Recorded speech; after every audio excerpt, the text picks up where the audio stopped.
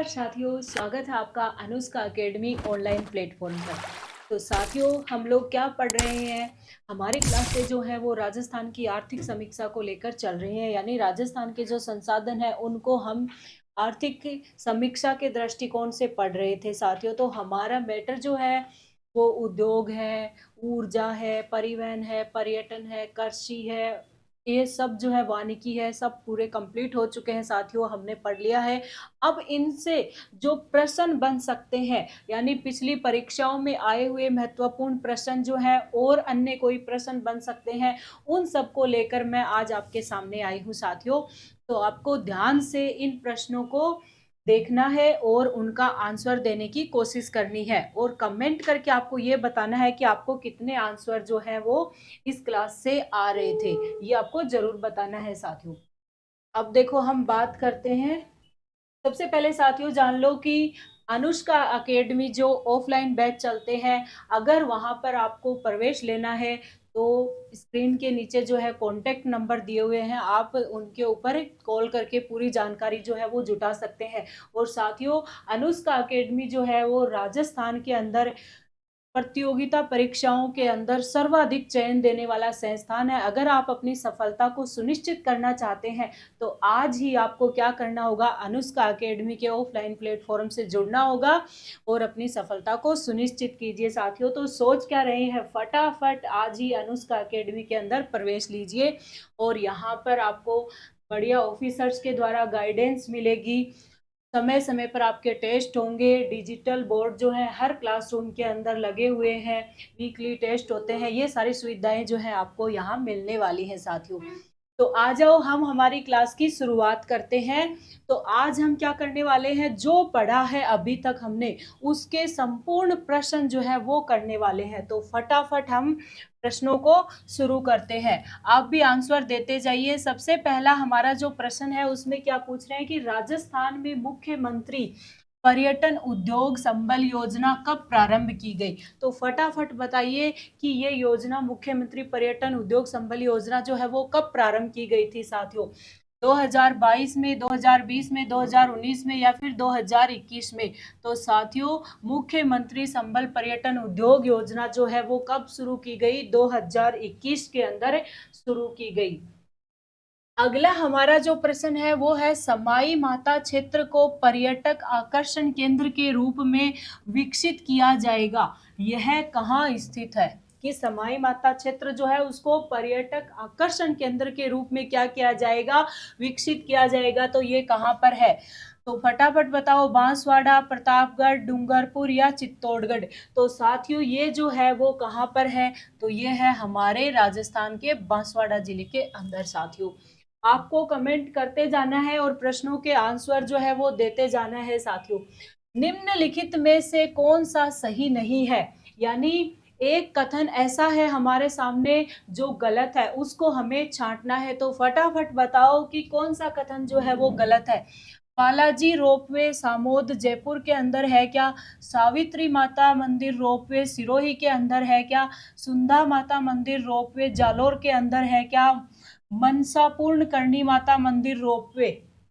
तो साथियों फटाफट बताओ कि ये कहाँ पर है। तो देखो, सबसे पहला जो बालाजी रोपवे सामोद जयपुर में है, सुंधा माता रोपवे जालोर में है, मनसापूर्ण करणी माता मंदिर जो है वो उदयपुर के अंदर है। ये सारे कथन क्या है साथियों, सही है। तो गलत जो है वो कथन हमारे सामने कौन सा है, वो है सावित्री माता मंदिर रोपवे जो है वो कहाँ पर है, नहीं है, सिरोही के अंदर नहीं है। आपको भी अपना आंकलन करना है साथियों कि आपको कितना आ रहा है, जो पढ़ा है हमने से आपने क्या ध्यान लगा के पढ़ा है। अगर पढ़ा है तो आज आप प्रश्न आसानी से कर पाएंगे। अब देखो, आभानेरी उत्सव किस जिले में आयोजित किया गया था, कि आभानेरी उत्सव जो है ना वो कौन से जिले के अंदर आयोजित किया गया था साथियों। फटाफट कमेंट करो, बताओ, दौसा में, अलवर में, भरतपुर में या फिर बारां में। तो आभानेरी उत्सव जो है वो हमारे राजस्थान के दौसा जिले के अंदर साथियों आयोजित किया गया था। अगला जो प्रश्न है, किस दिन से राजस्थान की नई ग्रामीण पर्यटन नीति लागू हुई। फटाफट बताओ कब से राजस्थान की नई पर्यटन नीति जो है वो साथियों लागू हुई? 24 नवंबर 2022 से, 12 दिसंबर 2022 से, 10 नवंबर 2022 से, 4 सितंबर 2022 से। तो देखो साथियों, जो नई पर्यटन नीति है वो लागू हुई 24 नवंबर 2022 से। कब से लागू हुई? 24 नवंबर 2022 से राजस्थान की नई पर्यटन नीति जो है वो साथियों लागू हुई। अगला प्रश्न है, राजस्थान इको टूरिज्म पॉलिसी लागू की गई 2021 से लागू की गई क्या, 2022 से, 2020 से या फिर 2019 से? तो साथियों, राजस्थान इको टूरिज्म पॉलिसी जो है वो शुरू की गई 2021 से। कब से शुरू की गई साथियों? 2021 से शुरू की गई। अगला प्रश्न जो है वो है, सिलीसेड लेक पैलेस राजस्थान के कौन से सर्किट में स्थित है? तो बताओ, ढूंढाड़ में कल ही हमने पढ़ा था, ब्रज मेवात में, मेवाड़ में या वांगड़ पर्यटन में, कहाँ पर है सिलीसेड साथियों? फटाफट आपको कमेंट करके इसका आंसर जो है वो बताना है साथियों। अगला हमारा प्रश्न है, मरु महोत्सव किस पर्यटन सर्किट का महत्वपूर्ण कार्यक्रम है? यानी हमें पूछा है मरु महोत्सव जो है वो किस पर्यटन सर्किट का महत्वपूर्ण कार्यक्रम है? मरु का है क्या, गोडवार का है क्या, वांगड़ का है क्या, मेरवाड़ा या मारवाड़ का है क्या? तो बताओ कौन से का है? तो मरु महोत्सव जो है वो साथियों मरु सर्किट का महत्वपूर्ण कार्यक्रम है। आपको भी प्रश्नों के आंसर देते रहने हैं, ऐसे नहीं बैठना है। फटाफट बताओ, निम्नलिखित में से राजस्थान में कौन सा जिला मरु त्रिकोण का भाग नहीं है? क्या पूछा है कि इन जिलों में से कौन सा जिला है जो मरु त्रिकोण का भाग नहीं है? तो क्या बीकानेर नहीं है, बाड़मेर नहीं है, जोधपुर नहीं है या फिर जैसलमेर नहीं है? तो साथियों, कौन सा नहीं है? बीकानेर नहीं है। अगला प्रश्न जो है वो है, राजस्थान में प्रमुख पर्यटन सर्किट की संख्या कितनी है? क्या पूछा है कि राजस्थान जो है उसके अंदर प्रमुख पर्यटन सर्किट जो है वो कितने हैं? तो साथियों, इसमें ऑप्शन गलत है। कितने हैं राजस्थान में पर्यटन सर्किट? ई ऑप्शन कर लेते हैं, और 10। राजस्थान में पर्यटन सर्किट जो है वो कितने हैं? 10 हैं। ये हम पढ़ चुके हैं। अगला हमारा जो प्रश्न है वो क्या है कि शरद महोत्सव 2022 का आयोजन कब किया गया? कहाँ पर किया गया, ये हमें पूछा है। तो बताओ, माउंट आबू सिरोही में क्या, बाड़मेर में क्या, जोधपुर में क्या या फिर जैसलमेर में क्या? तो शरद महोत्सव का आयोजन जो है साथियों कहाँ किया गया? माउंट आबू। राजस्थान की नई पारिस्थितिकी पर्यटन नीति जो है वो कब लागू की गई? तो बताओ, राजस्थान की नई पारिस्थितिकी पर्यटन नीति जो है वो कब लागू की गई साथियों? 2019 में की गई क्या, 20 में की गई क्या, 21 में की गई क्या या फिर 22 में? तो क्या याद रखना है, कल ही हमने क्या पढ़ा था? हमने कल पर्यटन पढ़ा था। तो आपको याद होगा कब की गई? 2021 के अंदर साथियों शुरू की गई। अगला हमारा जो प्रश्न है वो है, थार महोत्सव का आयोजन किस स्थान पर किया जाता है? फटाफट कमेंट करो और बताओ कि थार महोत्सव का आयोजन जो है वो कहाँ पर किया जाता है? तो कहाँ पर किया जाता है? बाड़मेर के अंदर किया जाता है साथियों। कहाँ पर? थार महोत्सव। अगला जो प्रश्न है, निम्नलिखित में से किसे वांगड़ टूरिस्ट सर्किट में शामिल किया गया है? क्या पूछा है कि इनमें से कौन सा स्थान है जिसको वांगड़ टूरिस्ट सर्किट जो है उसके अंदर शामिल किया गया है? तो बताओ, ऋषभ देव मंदिर को, सलूम्बर झील को, घोटिया अम्बा को, जयसंबंध झील को? तो साथियों, वांगड़ टूरिस्ट सर्किट में जिसको शामिल किया गया है वो है घोटिया अम्बा। किसको किया गया है? घोटिया अम्बा को शामिल किया गया है। अगला जो प्रश्न है साथियों वो क्या है, निम्नलिखित में से कौन सा युग्म जो है वो सुमेलित नहीं है? मतलब आरटीडीसी के जो होटल हैं और उनके नाम और स्थान दिए हुए हैं, तो हमें ये छांटना है इनमें से कि कौन सा गलत है। तो कजरी क्या उदयपुर में है? बिल्कुल सही बात है। मूमल क्या जैसलमेर में है? हाँ, बिल्कुल सही बात है। खादिम क्या अजमेर में है? हाँ, ये भी बिल्कुल सही बात है। तो ढोला मारू जोधपुर में? तो क्या ये नहीं है? तो साथियों, इसका आंसर क्या हो जाएगा? ढोला मारू जो है वो जोधपुर के अंदर नहीं है। ये बिल्कुल ही गलत कथन है। हमारा अगला जो प्रश्न है, राजस्थान में प्रथम पर्यटन नीति किस वर्ष में घोषित की गई? कि पहली पर्यटन नीति राजस्थान में कब घोषित की गई? कल हमने पढ़ा था 1999 में क्या, 2001 में क्या, 2005 में क्या, या फिर 1995 के अंदर क्या? तो राजस्थान में पहली पर्यटन नीति जो है वो साथियों कब घोषित की गई? याद रखना, 2001 में। राजस्थान को फिल्म डेस्टिनेशन के रूप में विकसित करने के लिए किस नीति को मंजूरी दी गई है? यानी अपना राजस्थान जो है उसको फिल्म डेस्टिनेशन के रूप में विकसित करने के लिए कौन सी नीति है जिसको मंजूरी दी गई है साथियों? तो राजस्थान फिल्म पर्यटन प्रोत्साहन नीति 2022 को, राजस्थान पर्यटन प्रोत्साहन नीति 2022 को दी गई है क्या? राजस्थान फिल्म प्रोत्साहन नीति 2022 या राजस्थान फिल्म पर्यटन नीति 2022 को दी गई है क्या? तो साथियों किसको दी गई है? राजस्थान फिल्म पर्यटन प्रोत्साहन नीति 2022 को क्या दी गई है? मंजूरी दी गई है। राजस्थान का प्रथम रोपवे किस जिले में प्रारंभ किया गया था? फटाफट बताना है। कल ही आपको बताया था कि कौन से जिले के अंदर प्रारंभ किया गया था। विश्व पर्यटन दिवस कब मनाया जाता है? कल ही आपको बताया था विश्व पर्यटन दिवस 27 सितंबर को। और भारत का पर्यटन दिवस कब मनाया जाता है? 24 जनवरी को साथियों। तो भारत का कब याद रखना है? 25 जनवरी को, सॉरी। और विश्व का कब मनाया जाता है? 27 सितंबर को। भारत का कब याद रखेंगे? 25 जनवरी साथियों भारत का याद रखना है आपको इसके साथ में। है अगला जो प्रश्न है वो क्या है? पैलेस ऑन व्हील्स ट्रेन किस जगह नहीं जाती है? बताओ। सवाई माधोपुर में जाती है, चित्तौड़गढ़ में भी जाती है, जैसलमेर में भी जाती है। तो कहाँ पर नहीं जाती है? तो ये साथियों कहाँ नहीं जाती है? ये धौलपुर जिले के अंदर नहीं जाती है। अगला जो प्रश्न है, इंडियाज बेस्ट अवार्ड 2021 के तहत निम्नलिखित में से किस राज्य को बेस्ट वेडिंग डेस्टिनेशन घोषित किया गया है? फटाफट बताओ कि कौन से राज्य को बेस्ट वेडिंग डेस्टिनेशन जो है वो घोषित किया गया है? राजस्थान को किया गया क्या, महाराष्ट्र को, उत्तर प्रदेश को, या फिर गोवा को? तो देखो साथियों आपको पता ही है किसको घोषित किया गया है? राजस्थान को। कई हीरो हीरोइन जो है क्या करने आते हैं? अपने राजस्थान के अंदर शादियां करने आते हैं। तो वेडिंग डेस्टिनेशन बेस्ट जो घोषित किया गया है किसको?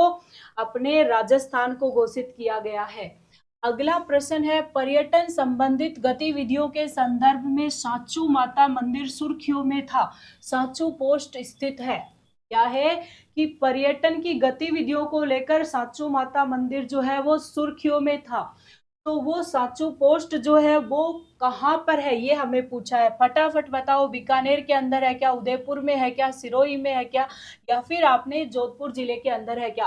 तो साथियों सांचू पोस्ट जो है वो कहाँ पर है? सांचू पोस्ट अपने बीकानेर जिले के मायने है। अगला प्रश्न देखो, हमारा अगला जो प्रश्न है उसमें क्या पूछा है कि राजस्थान सरकार की मोक्ष कलश योजना के लिए कौन सा कथन सही है? अस्थि विसर्जन के लिए मृतक व्यक्ति के रिश्तेदारों के लिए हरिद्वार की 2 निःशुल्क टिकट, क्या ये सही बात है? मृत व्यक्ति की राख को केदारनाथ में मुफ्त भेजना बिल्कुल गलत बात है। निःशुल्क दाह संस्कार प्रक्रिया बिल्कुल गलत बात है। इनमें से कोई नहीं। अस्थि विसर्जन के लिए मृतक व्यक्ति के रिश्तेदारों के लिए हरिद्वार की 2 निःशुल्क टिकट।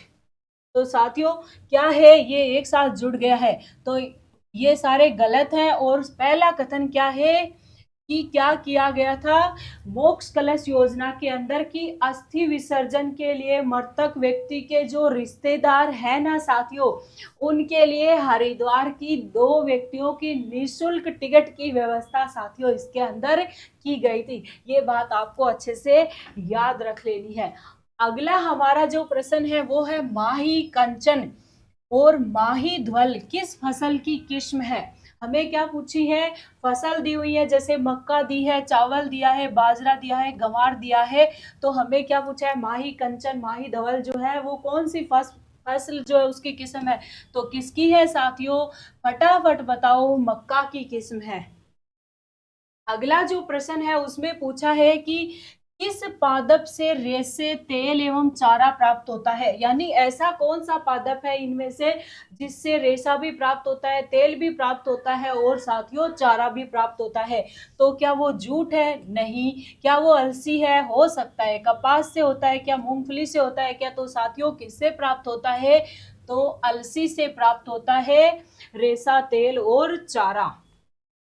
अगला जो प्रश्न है कि भारत में शुष्क क्षेत्र कृषि कहाँ की जाती है, यानी भारत के अंदर जो शुष्क स्थानों पर कृषि की जाती है वो कहाँ पर, कितने सेंटीमीटर की वर्षा वाले क्षेत्रों में की जाती है। तो 35 सेंटीमीटर से 75 सेंटीमीटर वार्षिक वर्षा वाले क्षेत्रों में की जाती है क्या, या 25 सेंटीमीटर से 65 सेंटीमीटर वार्षिक वर्षा वाले क्षेत्रों में की जाती है क्या, 45 सेंटीमीटर से 85 सेंटीमीटर वाले में की जाती है क्या, 25 से 50 सेंटीमीटर वार्षिक वर्षा वाले क्षेत्रों में की जाती है क्या। फटाफट आपको आंसर देना है। अगला प्रश्न है, भारत की प्रथम जैतून रिफाइनरी राजस्थान में स्थापित की गई थी। क्या पूछा है कि भारत की प्रथम जैतून रिफाइनरी जो है वो राजस्थान में स्थापित कहाँ की गई। लूणकरणसर में की गई क्या, गंगानगर में, भिवाड़ी में, या फिर चित्तौड़गढ़ में। फटाफट कमेंट करो और आंसर बताओ। तो देखो इसका आंसर क्या हो जाएगा, लूणकरणसर के अंदर स्थापित की गई थी। ये सब हम क्या कर चुके हैं साथियों, पढ़ चुके हैं। जो पढ़ चुके हैं उनके सारे प्रश्न जो है आज एक ही क्लास में कर रहे हैं। राजस्थान में सबसे बड़ा कृषि जलवायु प्रदेश कौन सा है, ये हमने कृषि के अंदर पढ़ लिया है कि कौन सा है। तो आईसी अति शुष्क आंशिक सिंचित क्षेत्र है क्या, सिंचित उत्तर पश्चिमी मैदान है क्या, लूनी बेसिन का जलोढ़ मैदान है क्या, उप आर्द्र दक्षिणी मैदान और अरावली है क्या। तो साथियों याद रखना है, आईसी अति शुष्क आंशिक सिंचित क्षेत्र जो है ना वो राजस्थान का सबसे बड़ा कृषि जलवायु प्रदेश है। अगला हमारा जो प्रश्न है, राजस्थान के किस भाग में मक्का का सबसे अधिक उत्पादन होता है। क्या पूछा है कि राजस्थान का कौन सा भाग है जहां पर सबसे ज्यादा मक्का का उत्पादन होता है, दक्षिणी तथा दक्षिण पूर्व में, पश्चिम में, पूर्व में, या उत्तर में। तो आपको पता है मक्का का सबसे ज्यादा उत्पादन कहाँ होता है, दक्षिण और दक्षिण पूर्वी भाग में राजस्थान में मक्का का उत्पादन जो है सबसे ज्यादा होता है। मूंगफली के उत्पादन में राजस्थान का भारत में कौन सा स्थान है। तो हमने पढ़ा था कृषि में कि पहला स्थान राजस्थान का कौन कौन सी फसलों के अंदर है, दूसरा कौन सी में, तीसरा। तो मूंगफली के उत्पादन में याद करो साथियों कौन सा स्थान है, राजस्थान का भारत में दूसरा स्थान है। अगला जो प्रश्न है, राष्ट्रीय कृषि और ग्रामीण विकास बैंक को स्थापना कब हुई। क्या पूछा है कि राष्ट्रीय कृषि और ग्रामीण विकास बैंक है कौन, नाबार्ड, उसकी स्थापना पूछी है। तो कब हुई थी, नाबार्ड की स्थापना 12 जुलाई 1982 को हुई थी साथियों। कब हुई थी नाबार्ड की, 12 जुलाई 1982 को हुई। राजस्थान में सोयाबीन उत्पादक प्रमुख क्षेत्र कौन सा है। अब क्या पूछा है कि सोयाबीन उत्पादक प्रमुख क्षेत्र जो है ना राजस्थान में कौन सा है। तो हाड़ौती का पठार है क्या, पश्चिमी मरुस्थलीय प्रदेश है क्या, अरावली पर्वतीय प्रदेश है क्या, या फिर पूर्वी मैदानी प्रदेश है क्या। तो देखो साथियों राजस्थान में सोयाबीन का उत्पादन सबसे अधिक हाड़ौती के पठार में होता है। कहाँ पर, हाड़ौती के पठार में। अगला प्रश्न है, राष्ट्रीय खाद्य सुरक्षा मिशन का एक उद्देश्य कुछ फसलों के उत्पादन में वृद्धि करना है, जो कौन सी है। हमने पढ़ा था ना राष्ट्रीय खाद्य सुरक्षा मिशन के उद्देश्य, तो वो कौन सी फसलें हैं जिनके उत्पादन में वृद्धि करना था। तो क्या वो चावल था, गेहूं और दालें थी, बाजरा या गंवार था, बाजरा, गंवार या चावल था, दालें, बाजरा और गंवार था। तो साथियों बाजरे का उत्पादन में तो राजस्थान पहला स्थान रखता है, ये हमें पता है। तो बाजरा नहीं हो सकता, ये तीनों ऑप्शन में बाजरा है, तो ये तीनों क्या है, गलत है। तो क्या हो जाएगा इसका उत्तर, चावल, गेहूं और दालों के उत्पादन में क्या करना साथियों, वृद्धि करना। अगला प्रश्न है, राजस्थान में मक्का की खेती के प्रमुख जिले कौन से हैं। क्या पूछा है कि राजस्थान में वो जिले कौन से हैं जहां पर मक्का का उत्पादन सबसे अधिक होता है। तो फटाफट बताओ, चित्तौड़गढ़ है, बांसवाड़ा और बूंदी है क्या, भीलवाड़ा, चित्तौड़गढ़, अलवर है क्या, बीकानेर, चूरू और अनूपगढ़ है क्या, भरतपुर, बूंदी और दौसा है क्या। तो देखो मक्का का उत्पादन अभी हमने कहाँ पर पड़ा है, दक्षिण पूर्वी भाग, चित्तौड़गढ़, बांसवाड़ा और बूंदी जिले के अंदर क्या होता है साथियों, सबसे अधिक मक्का का उत्पादन होता है। अगला हमारा जो प्रश्न है कि निम्न में से पीली क्रांति जो है, हमने क्रांतियां सारी पढ़ी थी ना, कौन सी क्रांति का संबंध किससे है? तो फटाफट याद करो, आपने पढ़ा है तो, कि पीली क्रांति जो है उसका संबंध कौन सी फसल से है? तिल से है क्या? सरसों से है क्या? चने से है क्या? खाद्य तेल से है क्या? तो पीली क्रांति का संबंध जो है वो किससे है साथियों? फटाफट कमेंट करके आपको बताना है, बड़ा इजी प्रश्न है, फटाफट बताओ। अगला है, गेहूं एवं दलहन पर राष्ट्रीय खाद्य सुरक्षा मिशन NFSM राजस्थान में किस वर्ष जो है वो शुरू किया गया साथियों? 2007-8 में शुरू किया गया क्या? 9-10 में शुरू किया गया, या फिर 6 में, या फिर 11 में? तो फटाफट बताओ, गेहूं और दलहन पर राष्ट्रीय खाद्य सुरक्षा मिशन जो है राजस्थान में कब शुरू किया गया? तो याद रखना 2007-8 के अंदर शुरू किया गया था। कब किया गया? 2007-8 के अंदर शुरू किया गया साथियों। अगला जो प्रश्न है, राजस्थान में प्रमुख सरसों उत्पादक जिलों का सही युग्म, यानी राजस्थान में वो कौन से जिले हैं जहां पर सरसों का उत्पादन होता है? फटाफट बताओ। अलवर और जयपुर के अंदर होता है क्या? बूंदी और दौसा में होता है क्या? चित्तौड़गढ़ और बांसवाड़ा में होता है क्या? बीकानेर और चूरू में होता है क्या? तो राजस्थान में सबसे ज्यादा सरसों का उत्पादन जो प्रमुख जिले हैं वो कौन से हैं साथियों? अलवर और जयपुर के अंदर होता है। कहां पर होता है? अलवर और जयपुर के अंदर। अगला प्रश्न है, राजस्थान के सकल राज्य मूल्य संवर्धन में आधार वर्ष 2011-12 की कीमतों पर वर्ष 2021-22 में अग्रिम अनुमान कृषि एवं संबंध क्षेत्र का कितना % योगदान था साथियों? ये हमने पढ़ चुके हैं कि प्रचलित कीमतों पर कितना था और स्थिर कीमतों पर कितना था। तो फटाफट बताएं कि आगे का जो अनुमान लगाया गया था कृषि और संबंधित क्षेत्रों का, उनका योगदान कितना % था? तो क्या 28.85 था, 27.34 था, 28.95 था, या 27.94 था? तो साथियों कितना था? याद रखना है 28.85% था। कितना था? 28.85% था। अगला जो प्रश्न है कि निम्नलिखित में से कौन सी फसल राजस्थान में जायद के मौसम में उत्पादित नहीं की जाती है? क्या पूछा है? हमने फसलें पढ़ी थी ना, 3 प्रकार, जायद, रबी, खरीफ। तो क्या है कि जायद के मौसम में उत्पादित नहीं की जाती है? तो तरबूज बिल्कुल जायद के मौसम में, खरबूजा बिल्कुल, ककड़ी, तो ये तीनों तो जायद के मौसम में होते हैं। बच गया क्या? सोयाबीन। तो सोयाबीन जो है वो जायद के मौसम में उत्पादित नहीं होता है साथियों। अगला प्रश्न है कि कथन दिए हुए हैं हमें और पूछा है कि इनमें से एक गलत कथन कौन सा है, यानी कौन सा असत्य है? तो फटाफट बताओ असत्य कौन सा है। तो देखो, शुष्क खेती पश्चिमी राजस्थान में प्रचलित है, बिल्कुल। राजस्थान में झूमिंग खेती को वालरा कहते हैं, बिल्कुल सही बात है, कहते हैं वालरा। राजस्थान में आर्द्र खेती दक्षिण पूर्वी भाग में की जाती है, बिल्कुल सही बात है। राजस्थान को 14 कृषि जलवायु प्रदेशों में बांटा गया, नहीं, बिल्कुल गलत बात है।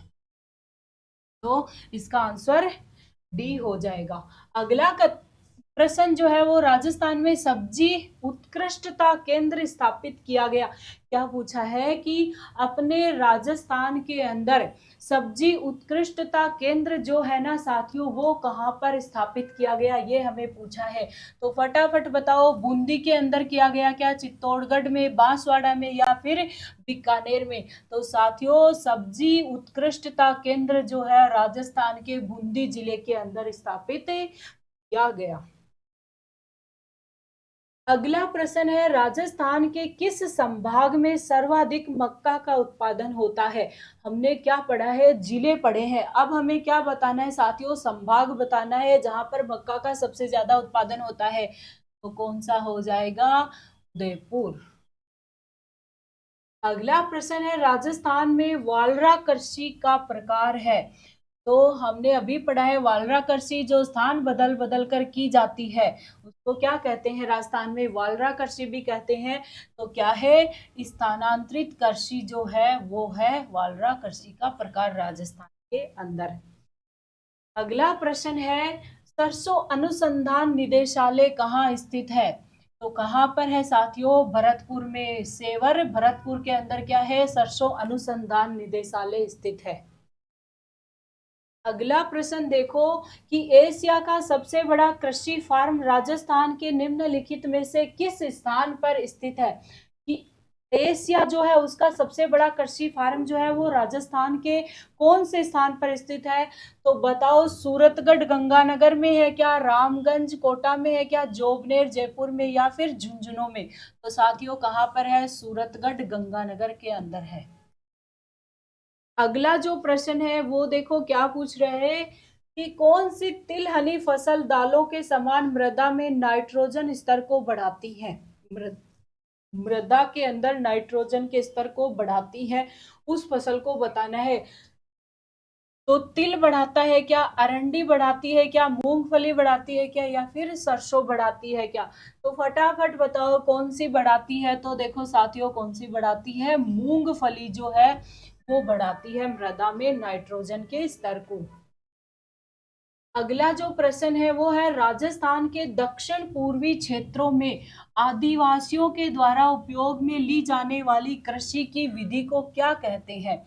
यानी राजस्थान का दक्षिण पूर्वी जो भाग है वहां पर जो आदिवासी कृषि करते हैं और उनके जो उपयोग में कृषि की पद्धति ली जाती है उसको क्या कहते हैं, ये पूछा है। तो खील, दजिया, दीपा या कुमारी कहते हैं क्या? तो साथियों क्या कहते हैं, ध्यान में रखना है, दजिया कहते हैं। क्या कहा जाता है? दजिया कहा जाता है। अगला प्रश्न है राजस्थान में मूंगफली की प्रमुख मंडी जो है वो कहां पर है? तो फटाफट साथियों कमेंट करो और बताओ कि राजस्थान के अंदर मूंगफली की मंडी जो है वो कहां पर है। आपको भी क्लास के अंदर क्या रहना है, एक्टिव रहना है। ऐसे नहीं है कि आप बैठे बैठे देखते रहें, कमेंट भी करके बताना है कि कितने प्रश्न आपको आ रहे थे, कितने नहीं आ रहे थे। तो देखो कहाँ पर है मूंगफली की मंडी, ये सब हम पढ़ चुके हैं साथियों। तो बीकानेर जिले के अंदर क्या है? मूंगफली की मंडी है साथियों, प्रमुख मंडी ऐसे बोल रहे हैं। अगला प्रश्न है निम्न में से कौन सा राजस्थान राज्य कृषि विपणन बोर्ड का कार्य नहीं है? कृषि विपणन बोर्ड हमने पढ़ लिया है, उसके कार्य भी पढ़ लिया है। अब आपको बताना है कि इन कार्यों में से कौन सा जो काम है वो कृषि विपणन बोर्ड का नहीं है। तो फटाफट बताओ, कृषिगत उत्पादों की कीमत का निर्धारण करता है क्या कृषि विपणन बोर्ड? मंडी क्षेत्र में संरचनात्मक विकास करता है क्या? हाँ बिल्कुल करता है। किसानों को प्रशिक्षण देना भी इसका काम है क्या? हाँ बिल्कुल।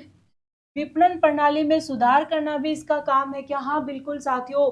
तो क्या इसका काम नहीं है? राज्य कृषि विपणन बोर्ड का काम जो है वो कृषिगत जो उत्पाद है ना साथियों, उनकी कीमत का निर्धारण करना इसका काम नहीं है। ये किसानों को प्रशिक्षण दे सकता है, उनके लिए मंडियों का आयोजन कर सकता है, लेकिन कीमतों का निर्धारण ये कृषि विपणन बोर्ड जो है वो नहीं करता है।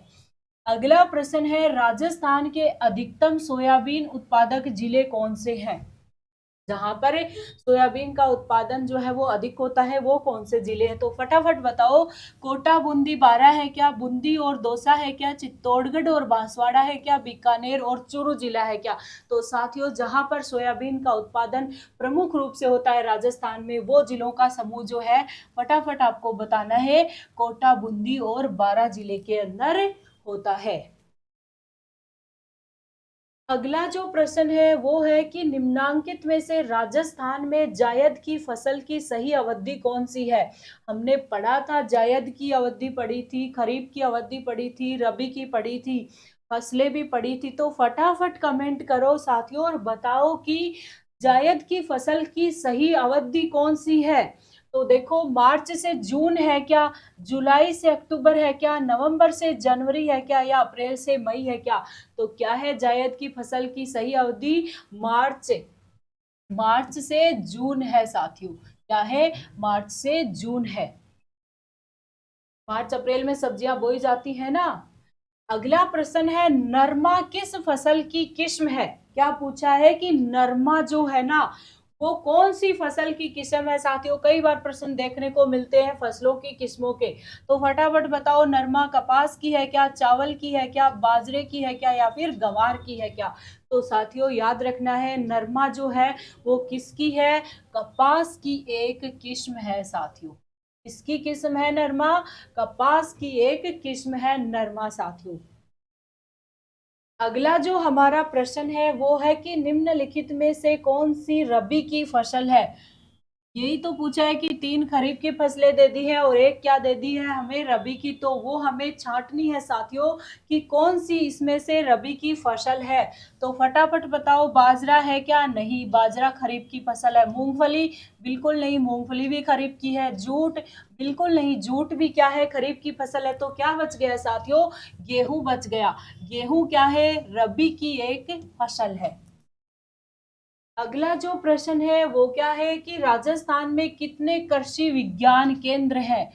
हमने पढ़ा है कि राजस्थान के अंदर कितने कृषि विज्ञान केंद्र हैं। फटाफट कमेंट करो और बताओ कि राजस्थान के अंदर कितने कृषि विज्ञान केंद्र हैं। 42 है क्या? नहीं है। 28 है क्या? नहीं है। 34 है क्या? नहीं है। तो कितने हैं? तो देखो कितने हैं। राजस्थान के अंदर 45 कृषि विज्ञान केंद्र है साथियों। कितने हैं? 45 कृषि विज्ञान केंद्र अपने राजस्थान के मायने ही। अगला प्रश्न देखो, राजस्थान में सर्वाधिक गेहूं का उत्पादन किस जिले में होता है। क्या पूछा है कि गेहूं का उत्पादन जो है वो कौन से जिले के अंदर होता है। तो बताओ कहाँ होता है। गंगानगर में होता है क्या? चित्तौड़गढ़ में होता है क्या? बांसवाड़ा में होता है क्या? या फिर बीकानेर जिले के अंदर होता है क्या? तो साथियों, गेहूं का उत्पादन जो है राजस्थान में सर्वाधिक कहाँ पर होता है? गंगानगर जिले के अंदर होता है। कहाँ होता है? गंगानगर जिले के अंदर राजस्थान में गेहूं का सर्वाधिक उत्पादन होता है। अगला प्रश्न जो है वो क्या है कि आईसीएआर द्वारा राजस्थान कितने कृषि जलवायु क्षेत्रों में विभाजित किया गया है। राजस्थान को कितने कृषि जलवायु प्रदेशों में बांटा गया है। तो हमें पता है राजस्थान को कितने कृषि जलवायु प्रदेशों में बांटा है। 8 में बांटा क्या? नहीं। 12 में बांटा क्या? नहीं। 15 में। तो फिर कितने में बांटा? तो साथियों, राजस्थान को बांटा है 10 कृषि जलवायु प्रदेशों के अंदर।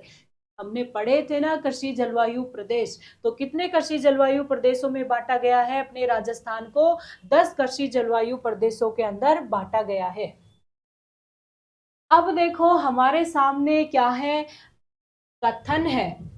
अब इन कथनों में से 3 कथन तो सही है और एक जो है वो क्या है साथियों, गलत है। तो हमें क्या करना है, उस गलत कथन को छांट कर बाहर फेंकना है। फटाफट फेंको। यांत्रिक कृषि गंगानगर जिले में प्रचलित है क्या? हाँ। आर्द्र दक्षिण पूर्वी मैदान सोयाबीन की खेती के लिए उपयुक्त है क्या? बिल्कुल सही बात है। माही कंचन राजस्थान में चावल की उच्च उत्पादकता देने वाली किस्म, अभी हमने पढ़ी थी ना माही कंचन। ये किसकी किस्में है? चावल की है क्या? बिल्कुल नहीं है चावल की। सूरतगढ़ कृषि फार्म की स्थापना रूस की सहायता से की गई क्या? हाँ बिल्कुल की गई। तो गलत कौन सी बात हो गई साथियों? माही कंचन राजस्थान में चावल की उत्पादकता की किस्म जो है चावल की, ये नहीं है साथियों। तो ये क्या हो गया, हमारा गलत कथन हमारे सामने आ गया। अगला जो प्रश्न है उसमें देखो क्या पूछा है हमें कि राजस्थान में कृषक उपहार योजना के तहत कितने मूल्य की कृषि उपज के विक्रय पर कृषक को ई कूपन प्राप्त होता है। ई कूपन के बारे में हमने डिटेल से पढ़ लिया है। तो इसमें पूछा है कि कृषक उपहार योजना है ना राजस्थान के अंदर, उसमें कितने मूल्य की कृषि उपज के विक्रय पर कृषक को जो है वो ई कूपन प्राप्त होता है साथियों। तो 10,000 या उससे अधिक पर होता है क्या? 1 लाख से अधिक पर होता है क्या? 5,000, 50,000 से होता है क्या, या 5,000 से? तो ई कूपन राजस्थान में किसान को कितने उत्पादन पर मिलता है साथियों? 10,000 या उससे अधिक के उत्पादन पर ई कूपन जो है राजस्थान में किसान को मिलता है। अगला जो प्रश्न है कि निम्नलिखित में से कौन सी खरीफ की फसल नहीं है। तो अब हमें क्या छांटनी है, एक रबी की फसल है इसमें से। तो वो हमें बताना है कि इनमें रबी की फसल जो है वो कौन सी है। तो गेहूं है क्या? चावल है क्या? जवार है क्या? मक्का है क्या? तो मक्का भी नहीं है, खरीफ की है। जवार हाँ खरीफ की है। चावल, चावल भी खरीफ की है। तो क्या है रबी की फसल? तो साथियों, रबी की फसल जो है वो गेहूं है। रबी की फसल कौन सी है? गेहूं है। अगला जो प्रश्न है वो है कि राजस्थान के निम्नलिखित में से किस जिले में काजरी का मुख्यालय है।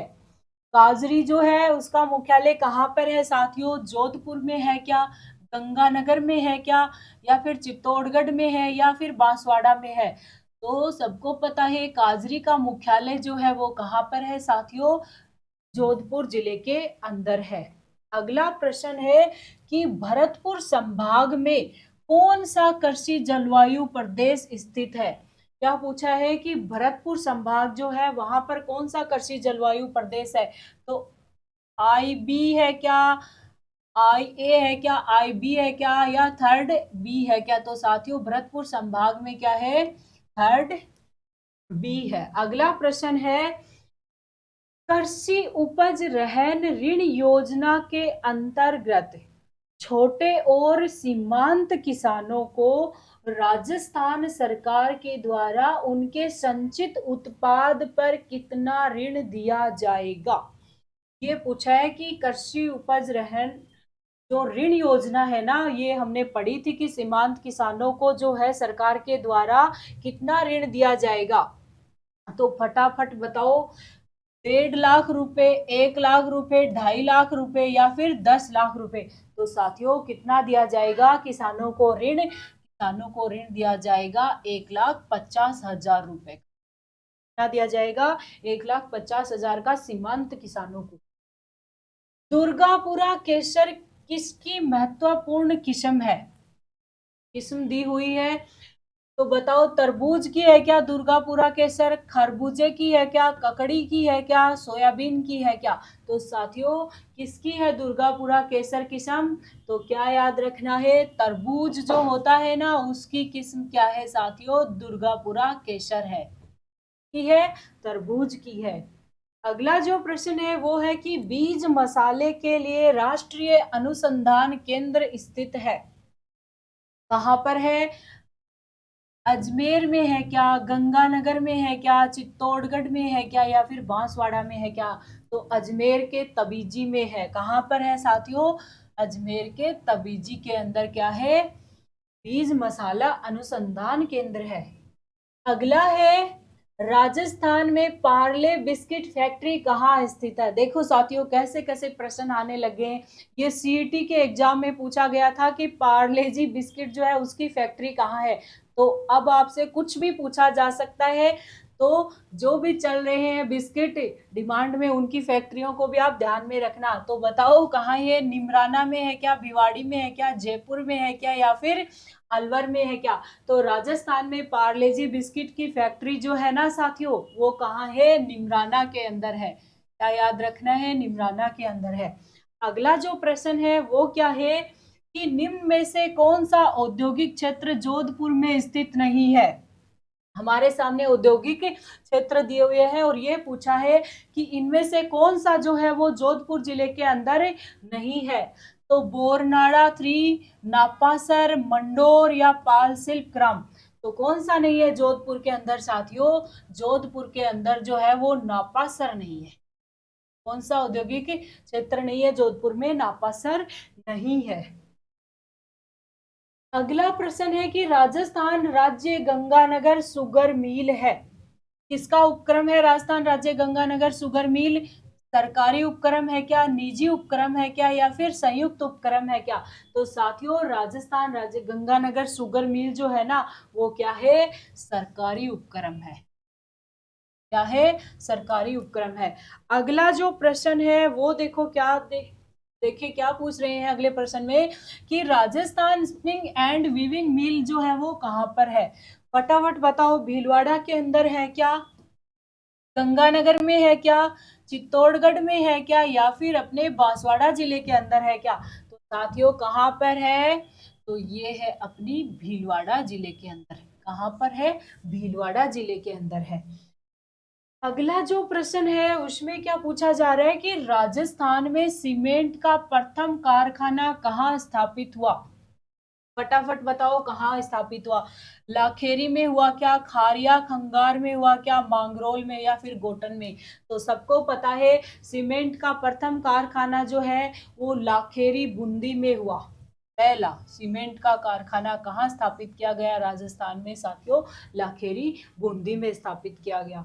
अगला प्रश्न है वर्ष 2021-22 में राजस्थान में उद्योग क्षेत्र का स्थिर मूल्य 2011-12 की कीमतों पर सकल राज्य मूल्य संवर्धन में क्षेत्रीय योगदान जो है वो क्या था? याद करने की कोशिश करो, प्रचलित कीमतों पर और स्थायी कीमतों पर। तो साथियों कितना था? 26.34 था क्या, 27.45 था क्या, 28.95 था क्या, या 29.14 था क्या? तो साथियों था स्थिर मूल्य जो है वो 26.34% था और प्रचलित मूल्य था 28.95। ये याद रखना है, स्थिर मूल्य तो कितना था 26.34 और प्रचलित 28.95। अगला है HPCL Rajasthan refinery limited, Hindustan petroleum corporation limited, HPCL short name, एवं राजस्थान सरकार के मध्य कितनी इक्विटी भागीदारी का संयुक्त उद्यम है साथियों? यानी कितनी कितनी भागीदारी जो है वो HPCL की राजस्थान सरकार के साथ में है? कितनी तो HPCL की और कितनी राजस्थान सरकार की है? फटाफट बताओ। 74 और 26% है क्या, 75 और 25% है क्या, 50 और 50% है क्या, 70 और 30% है क्या? तो देखो HPCL की तो 74% है और राजस्थान की जो है वो कितनी, राजस्थान सरकार की जो है वो कितनी, 26% है। तो कितना हो गया, 74 और 26% हो गया। अगला जो प्रश्न है, RSIC राजस्थान लघु उद्योग निगम लिमिटेड को किस वर्ष पब्लिक लिमिटेड कंपनी का दर्जा दिया गया? यानी राजस्थान लघु उद्योग निगम जो है उसको कौन से वर्ष पब्लिक लिमिटेड कंपनी का दर्जा दिया गया, ये बताना है। तो 1975 में दिया गया क्या, 1965 में दिया गया क्या, 1985 में दिया गया क्या, या फिर साथियों 1995 में दिया गया क्या? तो देखो पब्लिक लिमिटेड कंपनी का दर्जा राजस्थान लघु उद्योग निगम को दिया गया 1975 के अंदर। कब दिया गया? 1975 के अंदर दिया गया। अगला जो प्रश्न है कि राजस्थान में मिशन निर्यातक बनों को आरंभ किया गया था, ने पढ़ा था ना व्यापार के अंदर। तो मिशन निर्यातक बनो ये कब शुरू किया गया, याद करो फटाफट। 29 जुलाई 2021 को, 25 जुलाई 2021 को, 1 जुलाई 2021 को, या फिर 15 जुलाई 2021 को? तो साथियों मिशन निर्यातक बनो कृषि के अंदर हमने पढ़ा था, तो ये कब शुरू किया गया था? 29 जुलाई 2021 को किया गया था।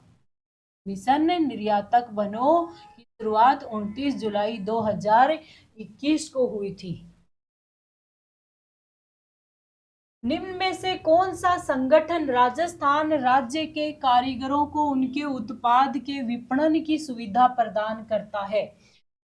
ये भी हमने कृषिगत उत्पादन के लिए जो संस्थाएं कार्य कर रही हैं उनमें पढ़ा था कि कौन सा संगठन राजस्थान राज्य के कारीगरों को उनके उत्पाद के विपणन की सुविधा प्रदान करता है उद्योगों के अंदर। तो रूडा पढ़ा था क्या, रासिको पढ़ा था क्या, रिको पढ़ा था क्या, या फिर RFC देता है क्या? तो फटाफट बताओ कि कारीगर जो है उनके उत्पाद को विपणन की सुविधा जो है वो राजस्थान के अंदर कौन सी संस्था के द्वारा प्रदान की जाती है साथियों?